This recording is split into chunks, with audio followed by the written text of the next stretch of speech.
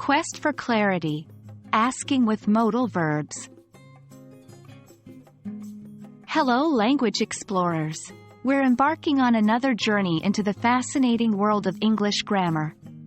Today, we're focusing on an essential topic: practicing negative forms and questions using modal verbs. Remember, modal verbs are auxiliary verbs that express necessity or possibility, like can, could, may, might, will, would, shall, should, must. In our last videos, we've already gone through their basic usage. But now, let's dive deeper into the depths of obligation and necessity, and understand how they work in questions and negative forms. The first part of our journey involves understanding negative forms with modal verbs. We use the negative forms to express the absence of necessity or possibility. These are usually formed by adding not after the modal verb. For instance, I must not forget my passport. Here, must not indicates an obligation to remember the passport. Let's practice this together. Here's a small exercise for you. Transform these positive sentences into their negative forms.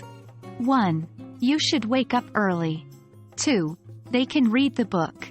3. He may attend the party. Give these a shot, and remember to add not after the modal verb. The second part of our journey is about crafting questions with modal verbs. When forming questions, the modal verb usually comes before the subject. For instance, should I wake up early? Here, should precedes I, forming a question. Now, it's your turn. Transform the following statements into questions. 1. You must wear a uniform. 2. She can play the guitar. 3. We might see a movie.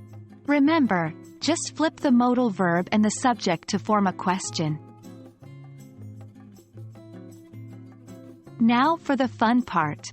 Let's combine negatives and questions with modal verbs. For example, shouldn't we go to the park? Here, we're using a negative form. Should not becomes shouldn't in a question. Let's give this a go. Transform the following sentences into negative questions.